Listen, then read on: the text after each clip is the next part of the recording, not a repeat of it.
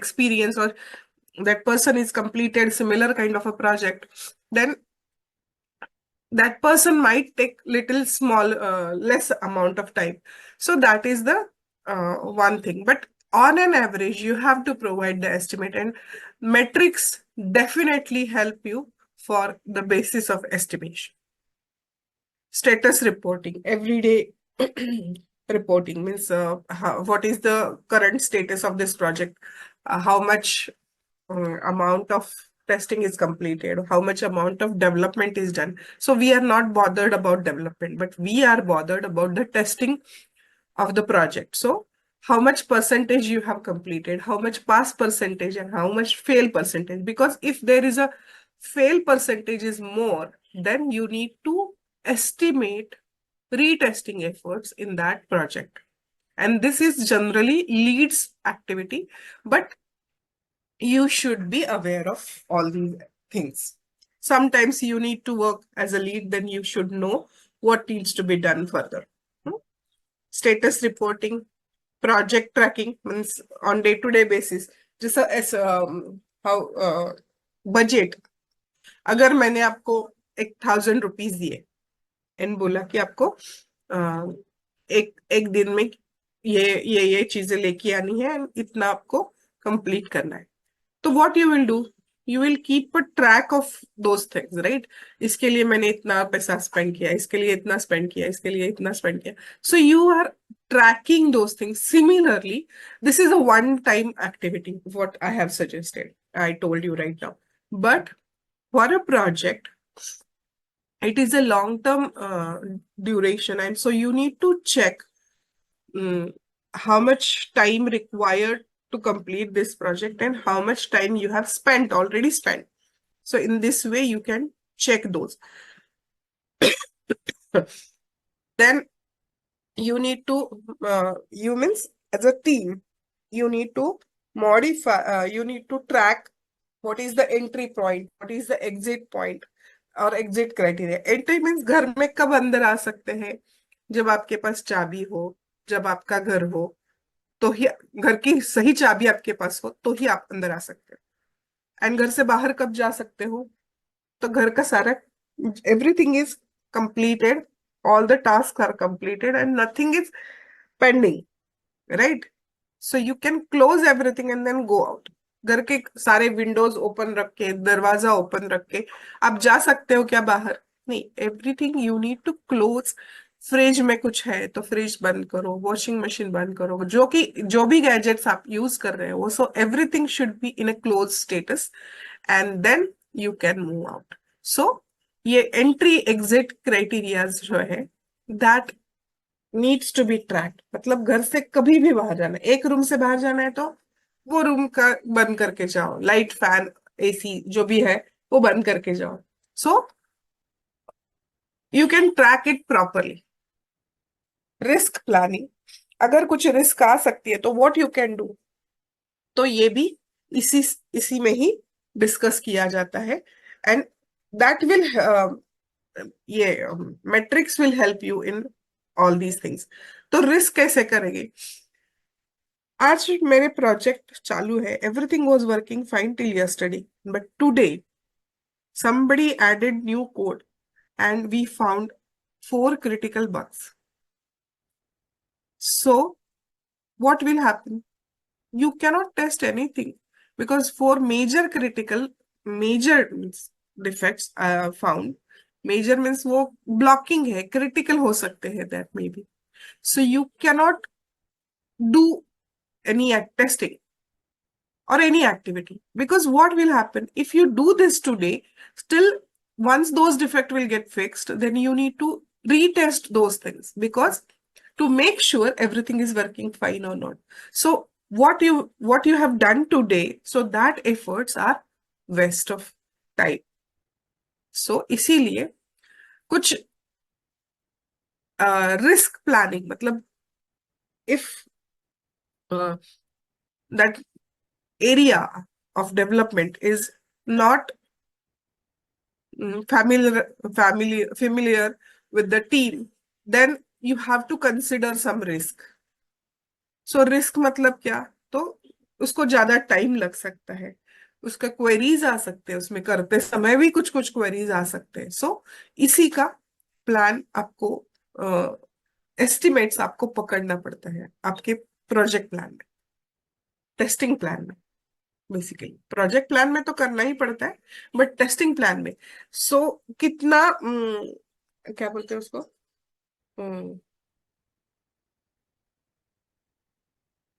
5% to 10% extra estimates add कर सकते हैं। रिस्क कैटेगरी कैसी है उसके ऊपर उसका एस्टिमेशन ऐड करना पड़ता है। अगर if it is a low risk project, no need to add any kind of a buffer.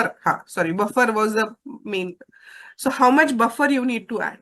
So if the project is risky, you need to add more buffer, because project में कुछ भी हो सकता है, तो आपको ज्यादा टाइम भी लग सकता है, इसीलिए बफर ज्यादा पकड़ना पड़ता है। But if that project is simple, easy, clear to everybody can understand the requirements thoroughly, then there is a no need to add buffer. 5% buffer is enough. So ये हमने किया है, हमारे प्रोजेक्ट्स करते थे तो प्लान करते समय ये सब करना पड़ता था कि if that release or the project is very simple, we can add 5% buffer. मतलब अगर 100 आवर्स का टेस्टिंग एस्टिमेट्स है, तो +5% मतलब 105 और 110 तक चल सकता है, बिकॉज 5% बफर और 5% here and there is acceptable everywhere, but more than that it is not acceptable. You have to provide a reasons why you have taken so much of time. So ये होता है। So उसके बाद आता है हमारा, there are different types of metrics. So what are the different types of metrics? ये तो हम लोग करते भी है एवरी डे, राइट?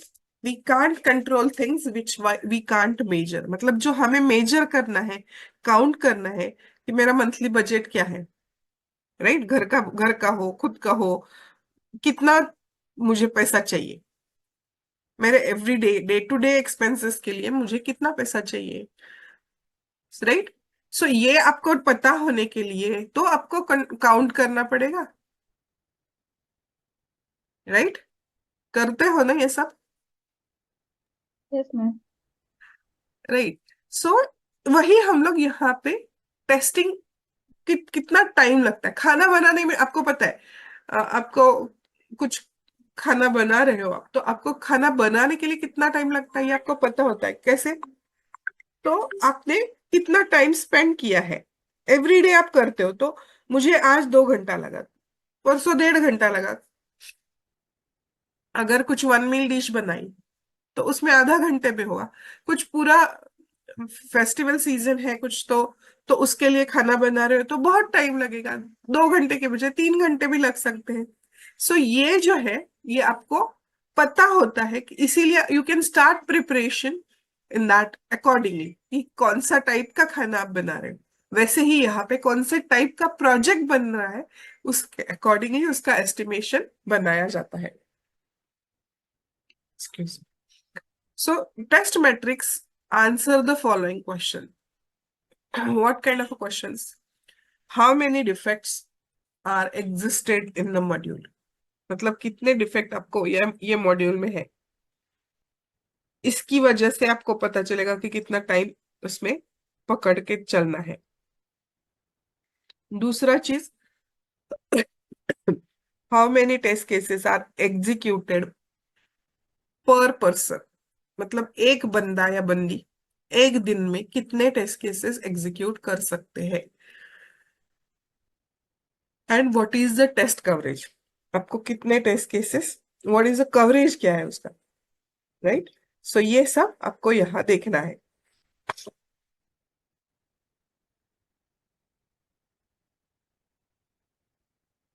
ये इतना तक क्लियर है? हमने प्रीवियस का एक थोड़ा रिवीजन करके हम लोग ये point, types of test metrics आज से स्टार्ट किया है। तो ये क्लियर है? Yes ma'am. तो basically metrics is divided into two categories. First category is whatever you collect that you can display as it is, So that is considered as a base matrix. Base metrics are derived from the data gathered by the test analyst during the test case development and test case execution. आपको कुछ requirement दी जाती है, वो requirement को आपको पढ़ना है, and then उसके बाद आपको टेस्ट केसेस लिखने हैं. तो एक दिन में टेस्ट केसेस लिखना मतलब डायरेक्टली लिख नहीं सकते, तो कैसे लिखने हैं? एक सेकेंड ना, कॉल है, 2-3 बार आ रहा है.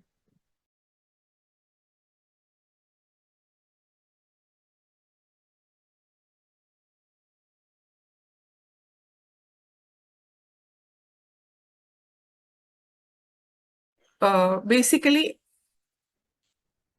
मैंने आज टेस्ट केसेस, मुझे एक सिनारियो मिला, उस सिनारियो के लिए मैंने टेस्ट केसेस लिखे, उसके टेस्ट कंडीशन जनरेट किए एंड टेस्ट केसेस लिखे. तो generally what estimate we consider generally on an average one person can write 30 to 40 test cases in a day, proper test cases. So एक दिन में एक बंदा या बंदी 30 to 40 टेस्ट केसेस लिख सकते हैं. तो वी हैव कंसिडर्ड मिनिमम पकड़ के चलना है, क्योंकि हमें आगे जाके फिर प्रॉब्लम नहीं आना चाहिए. अगर किसी बंदे मीन्स ऑन एन एवरेज ये है, तो लिखना भी उतना ही आता है एंड एग्जीक्यूशन भी उतना ही होता है. कभी कभी ज्यादा भी हो सकता है if that test cases belongs to one specific topic or module. Then I know 100 test cases भी हमारे टीम में लोगों ने किए थे. सो एक बंदा था, उसने एक दिन में एक टॉपिक के 100 टेस्ट केसेस एग्जीक्यूट किए थे, एंड प्रॉपर स्टेप्स था उसमें. मतलब जस्ट एक ऐसे सिंपल सिंपल नहीं था, 5-6 स्टेप्स नहीं थे, 30 20 to 30 स्टेप्स थे उसमें. एक एक स्टेप एग्जीक्यूट करके वो कंप्लीट करना था. But test cases was written by that same person, execution was done by the same person, and that's the reason that person has completed 100 odd test cases in during that time. So it is I know that person has completed, and excuse me. So उतना हो सकता है, मतलब आपका ये होना चाहिए उसमें.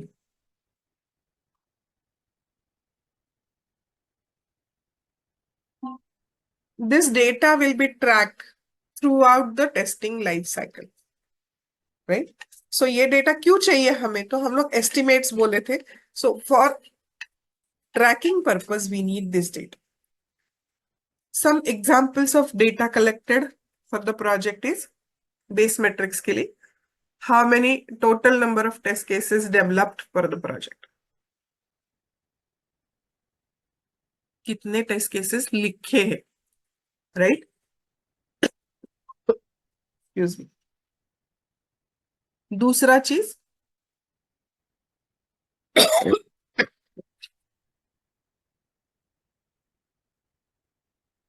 Number of test cases need to be executed. मतलब मैंने लिखे 1000 है, बट मुझे पूरे के पूरे एग्जीक्यूट अभी नहीं करना है. पार्ट 1 के लिए 700 है,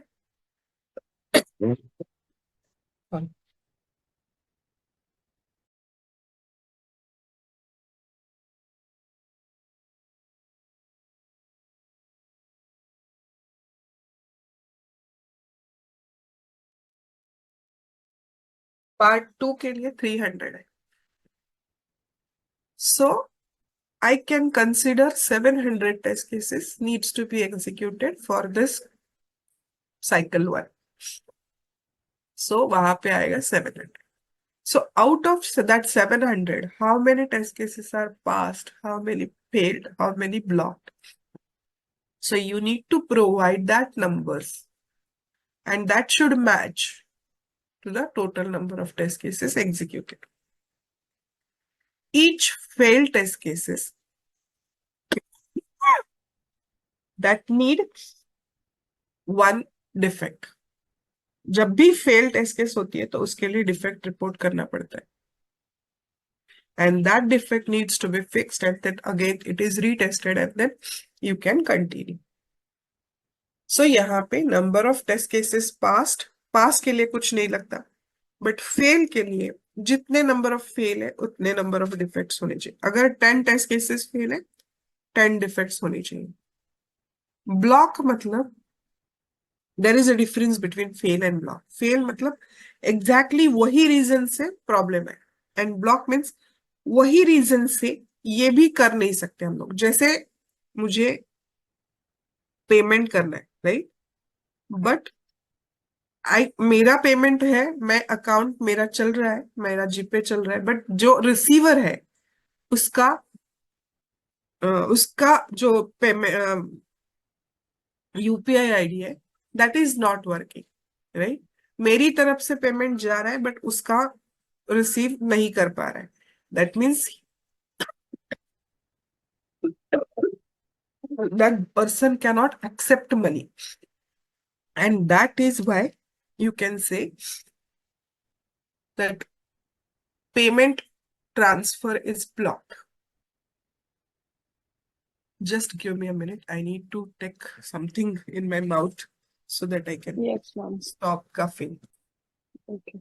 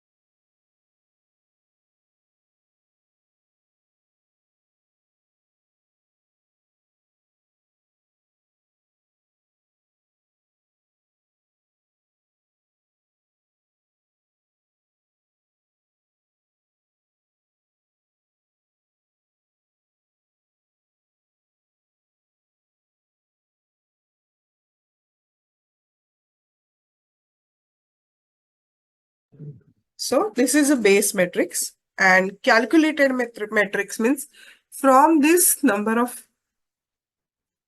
test cases, total number of test cases, number of test cases executed, and number of test cases passed, what numbers we have captured. From that, we generate some metrics. So that is known as a calculated matrix. So these metrics, these metrics are generally tracked by test lead, or test manager for test reporting purpose. मतलब जब भी project का status बताना होता है, so at that time, generally every day by end of the day, you have to provide this calculated matrix along with base matrix. Base matrix is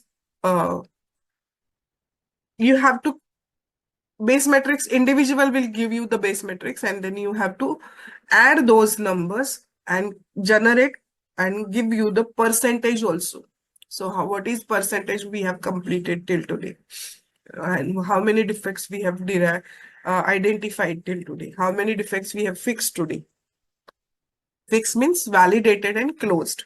So ये सारा calculated metrics में आता है. Base metrics मतलब just you have to provide the numbers, and calculated means you have to get that base metrics, perform some activities, calculations, and then share it with the management team.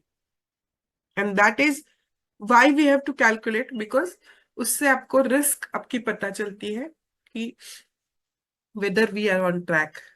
मतलब आज के दिन में मेरे इतने, suppose एक दिन में 100 टेस्ट केसेस है, एक बंदे ने कर दिए, तो दो दो बंदे मेरी टीम में है, दो बंदे ने 200 होने चाहिए, तो नेक्स्ट डे कितने होने चाहिए? 400 होने चाहिए. सो अगर वीक के 5 दिन है तो 5 दिन में 5 into 2 मतलब 1000 test cases in a week होने चाहिए. अगर इन केस एक ही बंदा आया ही नहीं एक दिन, जैसे लास्ट टाइम अभी बारिश हुआ, बुखार है, बीमार हो गया, वो आया ही नहीं, तो क्या करेगा? So you should have some buffer time. That's the main thing. But if अगर वो बंदा 4 दिन आया नहीं, मतलब उसके 400 टेस्ट केसेस पेंडिंग हो गए. जो एक दूसरा बंदा है वो इतने कर सकता है, एंड वो टॉपिक भी अलग है, he is master in that area. अगर वो बंदा नहीं आया तो दूसरा कौन करेगा? ऐसे भी प्रॉब्लम्स होते हैं. So you need to have a backup plan, buffer plan, and that calculated metrics or the metrics will help you to plan, estimate properly. समझा ये दोनों, calculated and base metrics?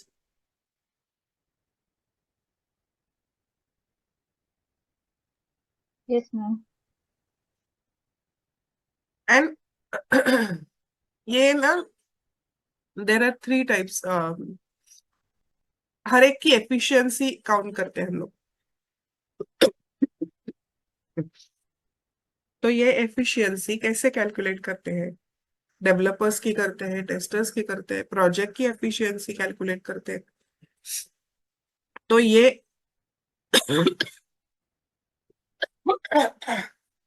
Matrix unique to testing, मैंने एक ही बार calculate होता है. हर रोज अगर आपने किया तो भी नहीं होता है. जब आपका प्रोजेक्ट कंप्लीट होता है तब ये हमने कितना टाइम इसके ऊपर स्पेंड किया उसके ऊपर ये कैलकुलेट होता है. So defect removal efficiency, removal मतलब डिफेक्ट्स कितने आइडेंटिफाई किए आपने, तो ये कैलकुलेट करना है. So it measures the ability of testing team to detect the defects. Detect means identify the defects before they are found by the customer.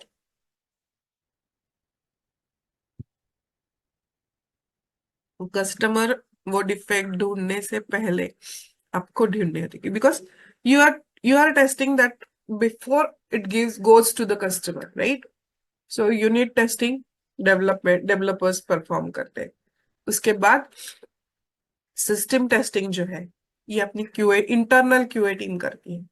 तो internal QA team को ये सारे डिफेक्ट्स मिलने चाहिए, and then once you say okay this project is good to go ahead, उसके बाद फिर दूसरी टीम काम चालू करती है, मतलब कस्टमर टीम काम करती है. तो ये बहुत इंपॉर्टेंट है. उसके बाद this is calculated percentage of the defects identified internally by the testing team against the total number of defects found in a complete project. मतलब जो प्रोजेक्ट आप कर रहे हो उसमें कस्टमर को भी मिलते हैं डिफेक्ट, तो कस्टमर ने रेज किए हुए डिफेक्ट प्लस हमने रेज किए हुए डिफेक्ट, ये दोनों की टोटल करके हमें टोटल नंबर ऑफ डिफेक्ट्स मिलते हैं. So the formula is defects found by the testing team upon total number of defects. And ये क्यों करते हैं? Because this is a true health indicator of the quality of the project. It shows how good the development framework is at delivering quality products. मतलब अगर customer team को defects मिले ही नहीं अगर इंटरनल टीम ने डाले टोटल नंबर, तो दोनों का डिवीजन किया तो क्या आएगा?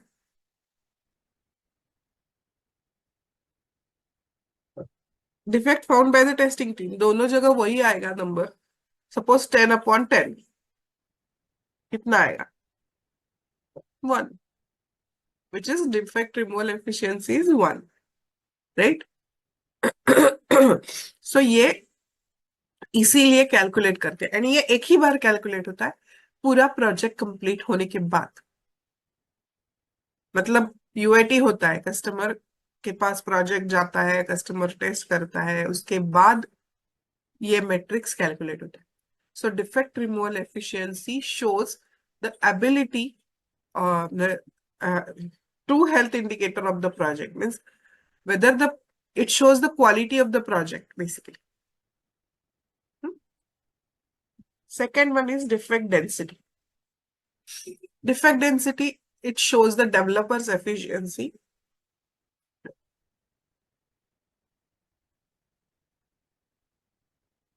It is the number of defects found in a software product divided by the number size of the project. मतलब आपने कितने लाइन का कोड लिखा है? अगर मैंने 1000 लाइन्स का कोड लिखा है, तो यहाँ पे total number of defects divided by size of the component in number lines of the code, मतलब 1000 है तो 1000 आएगा। और it can be calculated as a function points. Function points मतलब कि वो जो टॉपिक है उसका क्रिटिकलिटी कितना है। वेरी सिंपल है तो जनरली 2 to 3 फंक्शन पॉइंट्स रहते हैं। मतलब आपने उसमें क्या क्या कवर किया है? Create, edit, delete, approve, reject, modify,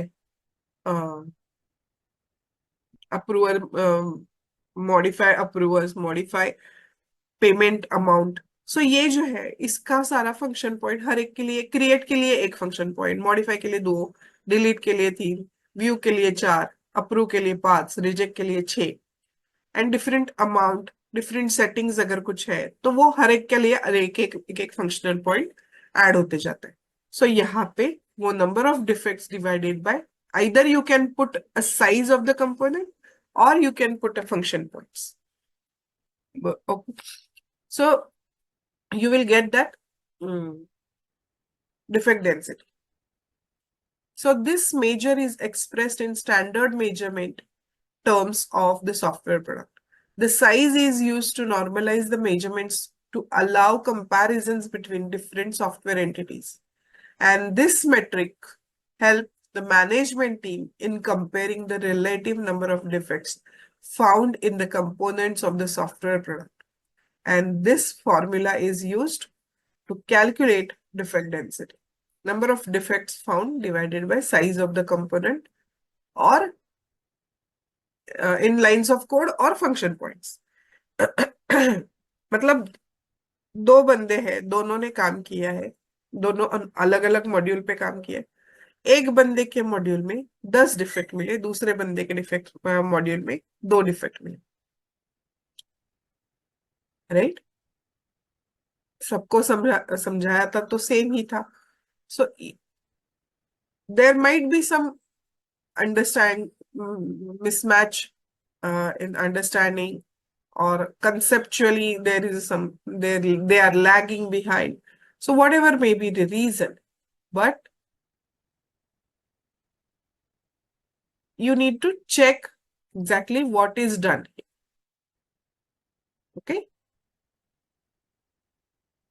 समझा ये defect density? Khushboo, Puja?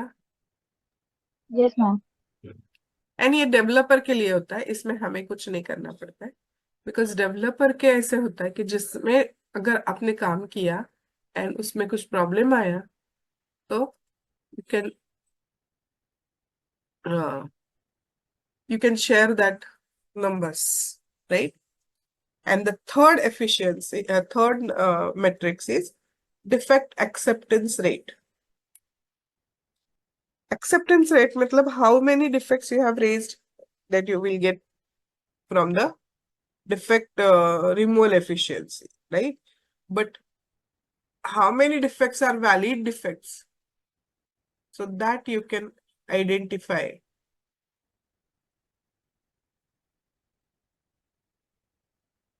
Right? So here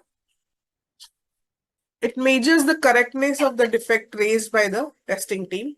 It is the ratio of valid defects found by the testing team to the total number of defects logged by the tester. मतलब जो tester ने defects डाले हैं उसमें से कितने डिफेक्ट्स वैलिड डिफेक्ट्स है, मतलब either it is a functional defect or it can be UI defect, but ये defects अलग से ट्रीट होते हैं.